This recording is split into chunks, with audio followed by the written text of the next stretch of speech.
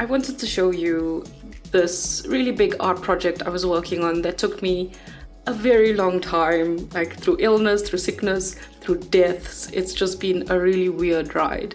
And I wanted to talk a little bit about the artwork and the challenges, as well as show you where the idea came from, how it was born, etc. So I think, well, I'm not really sure where to start. This is the first time I'm doing something like this, but maybe let's just go to my sketchbook.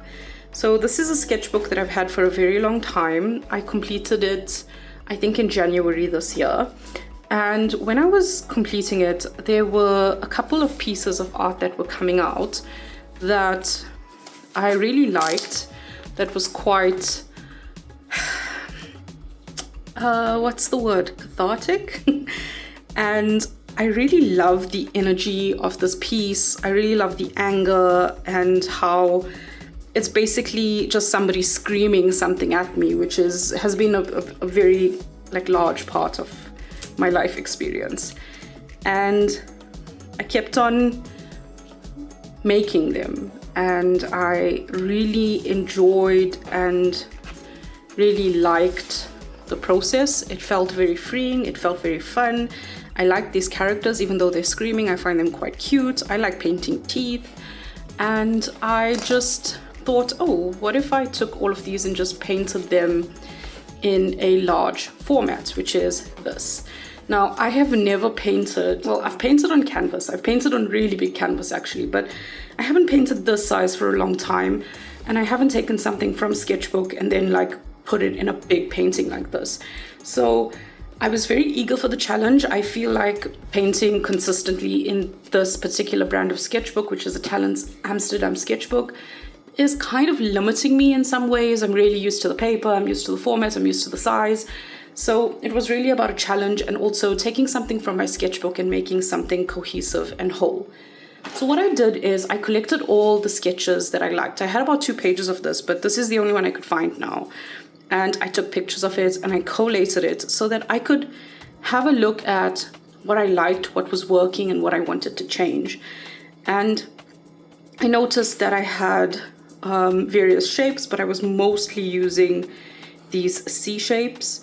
I had lips around most of them. This one didn't. I looked at the eyes, I looked at the energy, and I decided that I wanted to use this idea, but I wanted it to look a little bit more painterly and a little bit more thought through.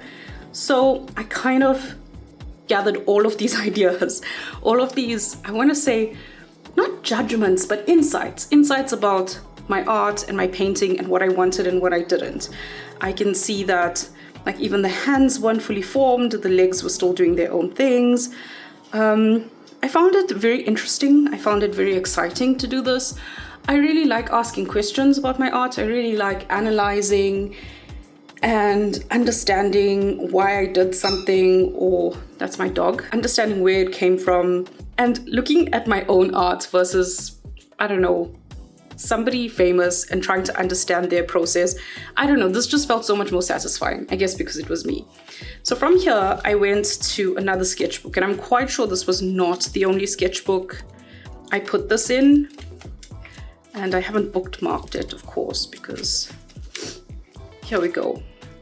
So I started writing out what I wanted, and I was thinking that I want the series to be called the blurters or the squawkers. It's just people who blurt out things, because I have a lot of saved sentences from my childhood, my young adulthood, whatever, the time in between, that, yeah, sure, maybe it holds a lot more power than it should, but it's still knocking about in there, and I want to do something with it. And I don't, disclaimer before we go on, I don't necessarily know if this piece of art transforms the pain.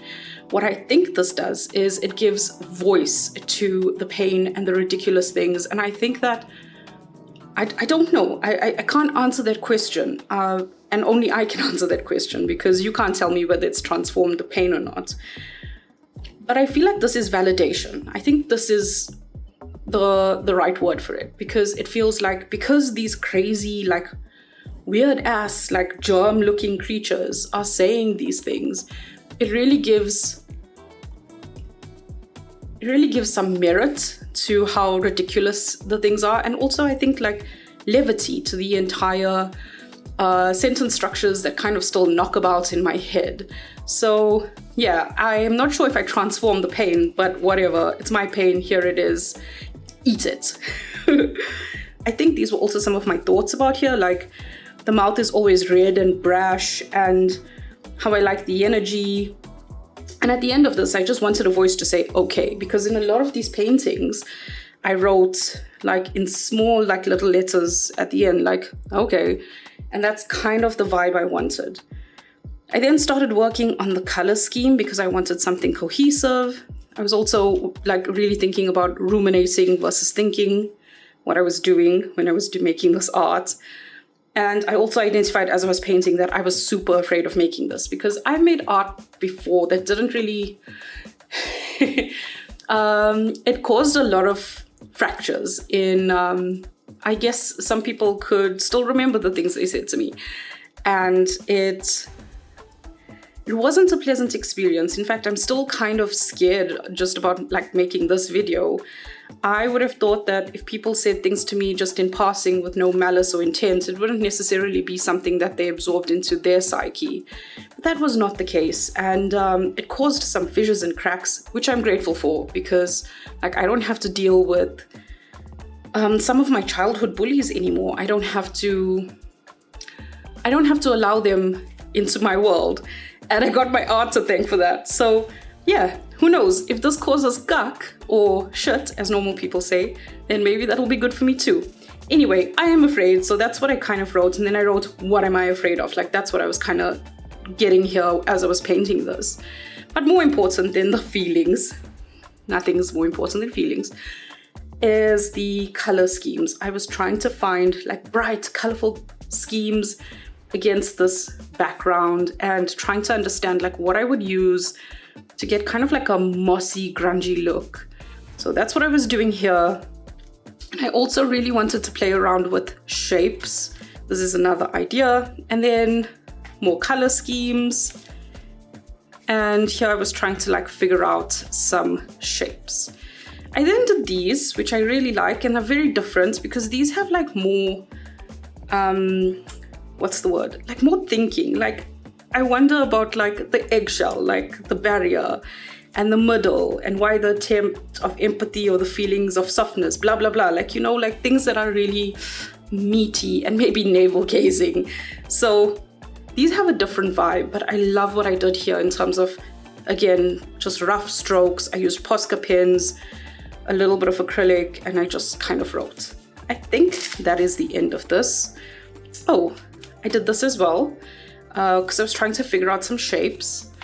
And I did this, which is, I wanted to bring together all the characters in the middle of a page and just kind of have the title. And I don't feel I've done a really good job of showing that in the video or in the flip through, but I will put a picture when I get to that stage because this is so big that it's just, I'm unable to show it in one kind of scene. So I wanted to just have them together. And what I did here is I sketched this out and I made a note for myself is that I used the sketch for the idea and I painted them out. I took the pictures and then on my tablet, I wrote the font or the text because I wanted to do something like this. Well, at that time I didn't know and I didn't want to do this. And that was really helpful. So I learned something new, which was fun. And I think that might be the end of the prep work that I did. Although I'm quite positive that I have some other sketchbook with some painting ideas. So here's the painting. It is, I'm gonna say like 52 centimeters. I'll put the inches on the screen by 38. Is it? Yeah, by 38. So inches are on the screen. It's quite big. And the outer, I want to say book part of it, the cover is just really thick board that I covered with acrylic so I'd be able to paint on it. I made the cover after I painted all the artwork because I needed the artwork to fit inside the cover properly. So the artwork is slightly smaller by a centimeter or two. And I really wanted like a mouthful of words, like, you know, something jumbling out of this, like an incomplete, accurate archive of the unsolicited, out-of-pocket things said to me by adults. I wanted you to kind of feel how like brash or rushed or nonsensical this was, and also how kind of when you speak, like having a hot potato in your mouth and trying to speak. I don't know what the word is, but I wanted that to kind of come across. And then obviously the title and my name with my surname. My surname is Wooch, by the way, and I'm Tamara Wooch. I'm not sure if I'm doing an intro to this video, so I might as well just say it here. I'm turning it, and if I turn it like a normal book, it hits my entire camera and light setup, so I have to do it this way. But the inside of the book, I used masking tape just to kind of make some neat corners and edges, because I wanted it to look kind of like a book, but there's places that I missed and I just couldn't be bothered, and I just painted the edges the same color because I kind of wanted it to look like a book. This is the first slide, which is, everybody says that you're nasty to me. Who's everybody? What's nasty? Who knows? But this is something that kind of like knocks around in my head, you know, that I'm a nasty person and everybody is saying it. So I thought it would be good to put it in here. That's the emotional part. But for the technical part, what I did when I painted these is I just sketched out the shape quite large. I sketched it out on every single piece of paper, and I tried to understand how I wanted them to be arranged. What was the sequence that I wanted, and where I wanted to have the page with everything together, like put into the book. I did make a mistake, I'll show you that later, but I decided this would be the first one, and then the second one would be the pink one. So when I painted, and the blue one would be the third one. So when I painted all the Squawkers together, it would follow that same orientation or lineup. I made a mistake, but we'll get to that. I sketched out my composition, I painted everything one color, and then I started working first on the body, then on the teeth, then on the body, and then on the background, and I did the lettering last. I also have some colors here to kind of mute down the garishness of how bright this is, but whether that comes through or not will be dependent on the video and my editing.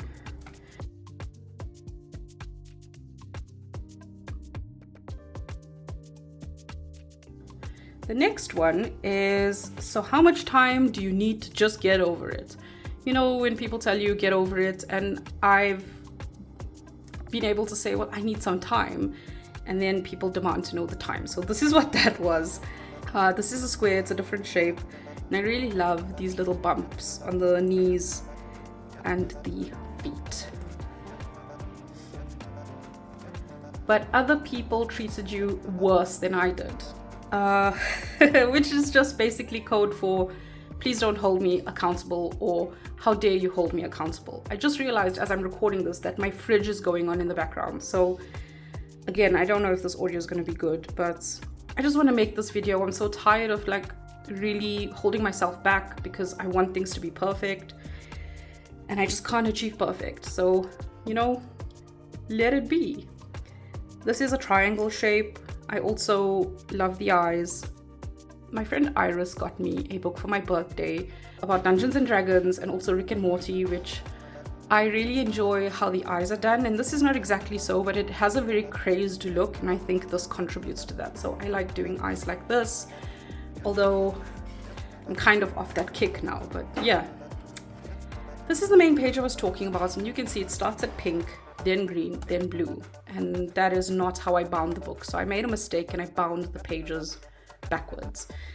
But, you know, you're probably only going to see that because I told you. And I've drawn all the Squawkers in the way they were, kind of trying to show them holding the shape. And I really love how this K is like just falling down here. I'm pretty proud of this actually. Now that I've had time to like step away from it, I can say, hey, I'm proud of this. We owe her after everything she's done for us. So, like, this is just a obligation phrase, and it's something that I hear like thrown around, or I've heard thrown around in many different ways, and I just don't want to live my life under obligation or guilt. So that's kind of what this one represents. I love the 3 eyes. I like this because I think it matches quite well with what's inside the mouth. Well, unless it's your grandmother, mother, aunties, or cousins, no one should talk about your weight. Just for some insight, I have like over, I think in total, like 50 something cousins, like if I'm counting everybody. So that's a lot of people. I also have like, I don't know, over 15 or 20 aunties. That's a lot of people. So I think it's quite interesting to see that like nobody's allowed to talk about me or degrade my body or whatever the flavor of the day might be, except these people. And this is something I really believed growing up. This phrase stuck in my head, like, oh, but this person was family that said that, so it's okay. And it isn't. Nobody, your body's your business. So if you needed that PSA, I love the style of this. I like how this is. I do wish that I could have balanced this a little bit more better, you know, like the thing coming out of the mouth, but yeah, still kind of happy with it. Oops. And this is the last page, and I'm sure we all have got this apology at some point in time, like, yeah, I'm sorry that you got offended. That's a non-apology, and I wanted to put it in here because I've heard this so many times, because, you know, I'm sensitive, I get offended easily. I should allow people to tell me 100 horrible things about myself. This is here just, it's kind of the gaslighting and unaccountability again. And I really like that. I really like that as I'm talking to you, that I can kind of name what these things are. Like this one here, I think is kind of, what would the word be? Everybody says you're nasty to me. I think it's gaslighting, but there's also another phrase to this, like where you triangulate. That's it. You triangulate people, but other people treated you worse than I did, like you're the problem. Gaslighting again, I guess. So how much time do you need to get over it?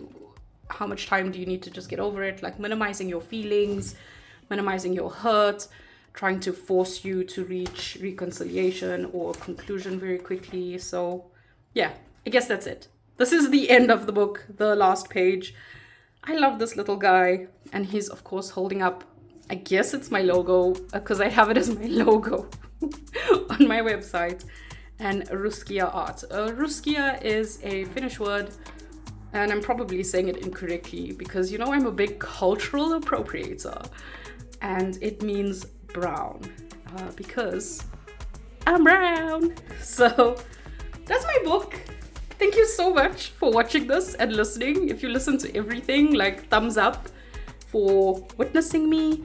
The only other thing is I bound this with, I can't remember what method this is, but I am gonna link the tutorial for how I bound this so that this book can lay flat and I could bind single sheets together, because I worked on single sheets, not on signatures.